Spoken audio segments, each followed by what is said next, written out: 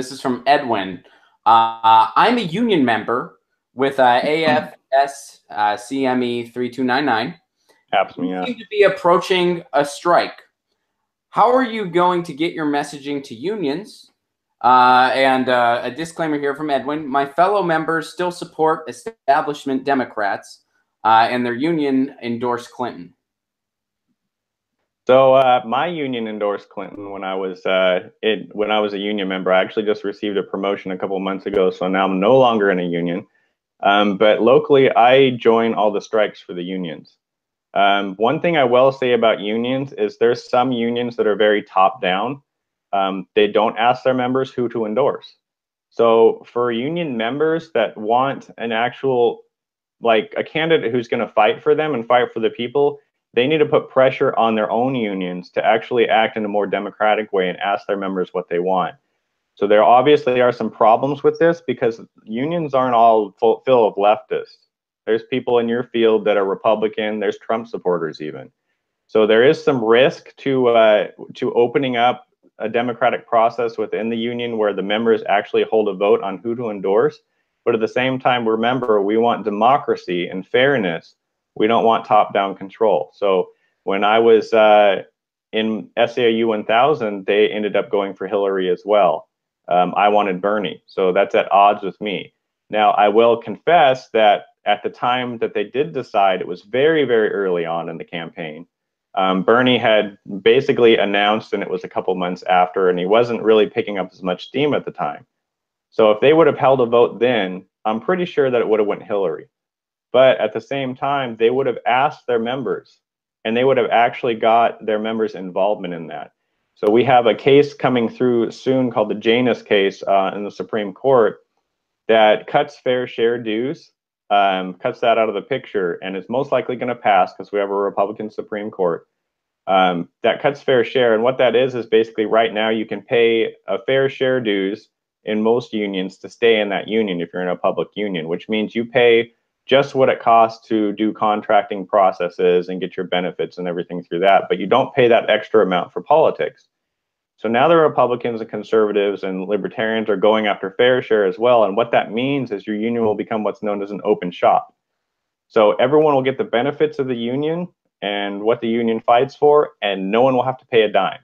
So what it does is it undermines unions. So what I've been talking to about unions, locally at least, is we need to get out in front of this case, and we need to democratize our unions to the point where people find value and feel that they have a say in that union. Because if Janus passes, then we're going to have open shop. We're going to see probably like a 40 to 50% decline in dues paying members to unions, because if they don't have to pay, and we're living currently, the market's going crazy, and we're living in a society where wages haven't increased in 50 years, they're going to look and say, well, I need that extra money, and they're going to use that money elsewhere instead of paying to their unions. So there's a lot of people that were in my union, SEU 1000, and that's they're Democratic or leftist, and that's their mindset because they don't feel like they've been heard. So, I mean, we have a lot of problems in unions and the Democratic Party about not having democratic processes. Well, we need to hit those head on before these changes happen. Otherwise, we're going to be, we're going to be out of the game completely. Oh, there we go. Unmuted. Perhaps you can speak on this. I know recently there was a there was a statement that the unions are no longer just kind of automatically given the endorsement to the Democrat anymore. There's going to be a more fluid process. Are you familiar with that? I haven't heard that yet, but that would be very good if that's the case in unions. I think all unions should do that across the board. Like I said, there is some risk for leftists in that, because you do have people in unions that actually would have voted for Trump or would vote for Republicans or libertarians or what have you. But at the same time, what are we going for here? Are we going for democracy, or are we going for my way or the highway? And that's the thing is we want to help people. Those people in that union are always going to vote for their benefits to get themselves ahead, and that's going to bring everyone else around them, even non-union workers, up. So if we get people involved in the unions, no matter what party they're a member of, they'll see the value of a union. They'll see the value of being part of that group and collective bargaining, and then they'll promote that, and that in turn will bring us to a more, democratic socialist society.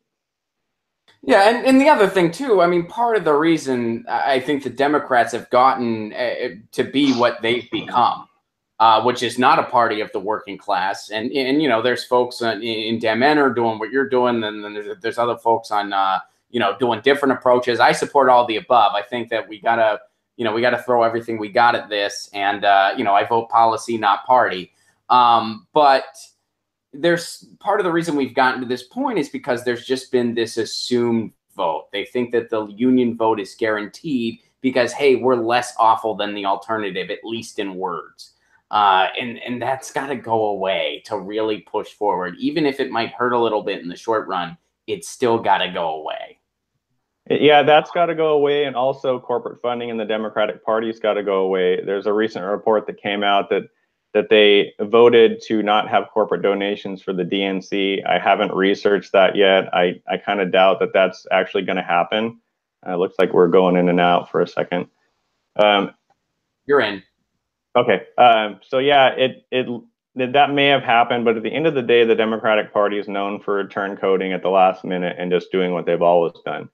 So what I tell people is the Democratic Party could stop taking corporate donations tomorrow, could completely change their leadership and you know, do everything we want them to do, get rid of super delegates, which we need to do, all of them, not just part of them, and completely reform the party. And there's still going to be a waiting period where people aren't going to join the Democratic Party because of the past, you know, issues that they've had and the reasons that they've left.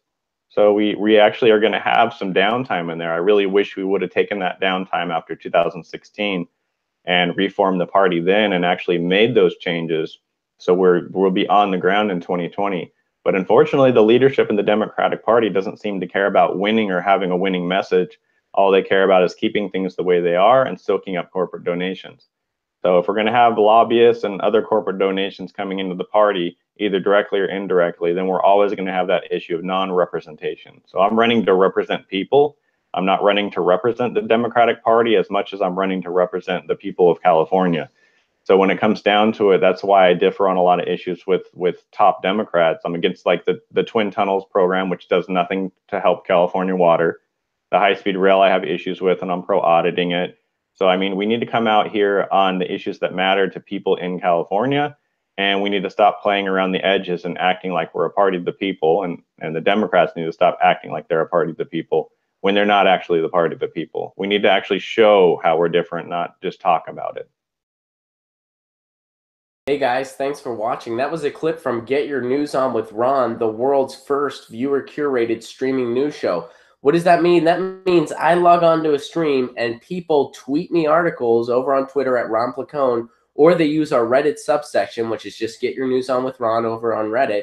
And that's how we build the show. I'm seeing all these articles for the first time. We are literally getting our news on together. Follow me on Twitter at Ron Placone so you can participate. And this show streams live every Tuesday through Friday at 10 a.m. Pacific Standard Time. So please do tune in. If you want to support this show, you can do so over on patreon.com/Ron Placone, where for as low as $1 a month, you get access to exclusive podcasts every week, exclusive videos, free tickets to shows when I'm performing in your town, and more for as low as $1 a month. Please do consider it. Thank you so much for your support. This has been Get Your News On with Ron.